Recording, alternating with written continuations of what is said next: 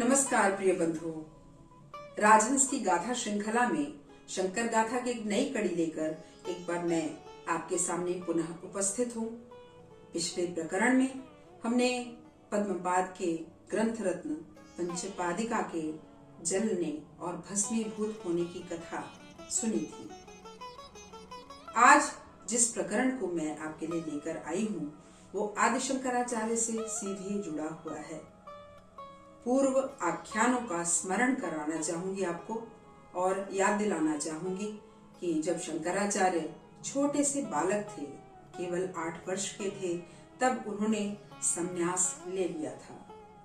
यह संन्यास वे अपनी माता की आज्ञा लेकर ही ग्रहण करना चाहते थे और जब उनकी मां ने विवश होकर संन्यास की आज्ञा दी तो शंकराचार्य ने उन्हें यह वचन दिया कि हे मां, मैं आपसे मिलने के लिए आपके अंतिम क्षणों में अवश्य आ जाऊंगा। पुनः कहानी की ओर लौटते हुए याद दिलाना चाहूंगी कि इन दिनों शंकराचार्य श्रृंगेरी में थे।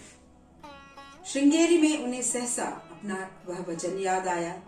कालटी बहुत दूर नहीं था और वे अपनी माता से मिलना चाहते थे।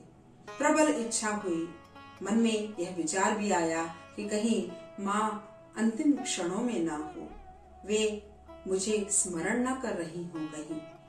शंकराचार्य सुरेश्वराचार्य पर श्रृंगेरी का सारा कार्यभार सौंपकर कालटी की दिशा में चल पड़े।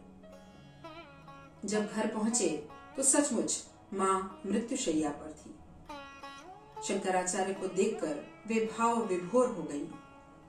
अंतिम घड़ी चल रही थी और ऐसे में माँ ने यह अनुरोध किया कि मुझे ब्रह्म का उपदेश दो।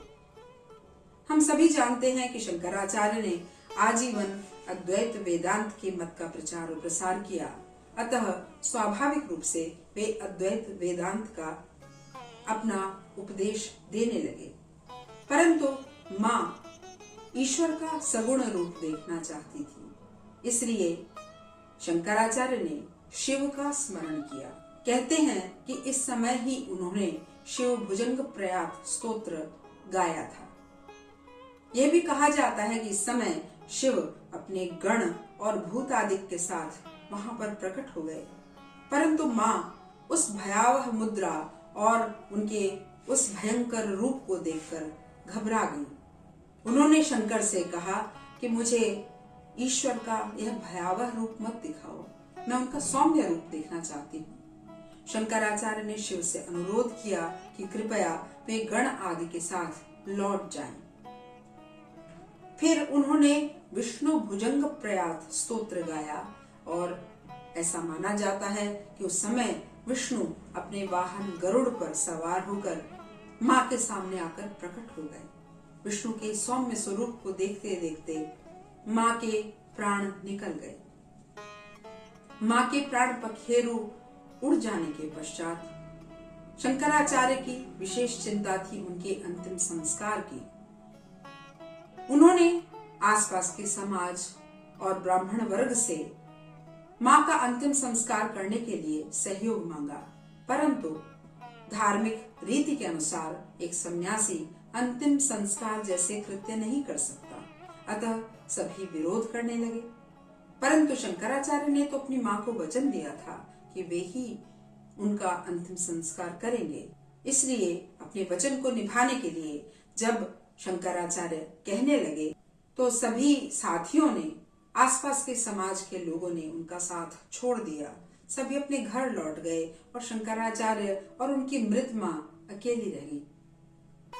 ऐसे में ऐसा कहा जाता है कि शंकराचार्य ने आसपास के सूखे पत्तों, लकड़ियों, झाड़ जंकाड़ इत्यादि को इकट्ठा करके माँ की चिता बनाई और माँ को उस पर लिटाया। ऐसी मान्यता है कि उस समय शंकराचार्य ने अपने दक्षिण हाथ यानी सीधे हाथ को रगड़कर अग्नि उत्पन्न की। कुछ लोग यह भी कहते हैं कि उस समय उन्होंने सूर्य की किरणों का आह्वान किया और उससे माँ की चिता में आग लगी। माँ का अंतिम संस्कार हुआ, परंतु शंकराचार्य अपने साथियों और समाज के लोगों से बहुत आहत हो चुके थे। इसलिए उन्होंने बड़े दुखी मन से उनको शाप दिया कि इस ब्राह्मण वर्ग में कोई भी कभी सम्मान का पात्र नहीं बन पाएगा। इन लोगों के गांव के पास हमेशा श्मशान भूमि रहेगी। ये हमेशा भिक्षा मांग कर खाएंगे और कभी आदर और सम्मान के पात्र नहीं बनेंगे। कहते हैं कि आज भी कालटी में जो वर्ग वहां पर रहता है, जिसे शंकराचार्य ने शाप दिया था, कभी सम्मान की दृष्टि से अब तक नहीं देखा जाता। ये घटना बड़ी मर्माहत करने वाली है, दुखी करने वाली है। जिस घटना ने आदि शंकराचार्य को इतना पीड़ित किया, इतना दुखित किया, वह घटना हम सभी को भी पीड़ित करती है। कभी कभी हम देखते हैं कि समाज के अंदर कुछ ऐसे नियम होते हैं जो इतने कठोर हो जाते हैं कि वे मनुष्य के लिए बाधा बन जाते हैं। यद्यपि वे सभी रूढ़ियां, सभी नियम मनुष्य के कल्याण के लिए बने हैं। ऐसे में जिन महापुरुषों की हम बात करते हैं, वे इनके प्रति विद्रोह का स्वर उठाते हैं। शंकराचार्य से जुड़ी यह घटना ऐसी ही एक घटना है जिसमें हमें विद्रोह का स्वर मुखर होता हुआ दिखाई देता है। आदि शंकराचार्य दुखित होकर मां का स्मरण करते हुए श्रृंगेरी लौटने के लिए तत्पर हुए। मार्ग में महाशूर नामक तीर्थ आया और वहां पर अब वे पद्मपाद की प्रतीक्षा करने लगे, जो रामेश्वरम इत्यादि दक्षिण भारत के विभिन्न तीर्थों को करते हुए लौटने वाले ही थे।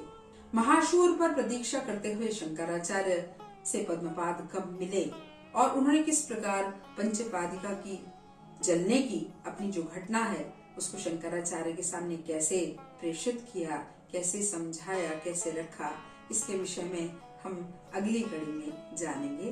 तब तक के लिए मुझे आज्ञा दीजिए, मैं यहीं पर विराम लेती हूँ। धन्यवाद।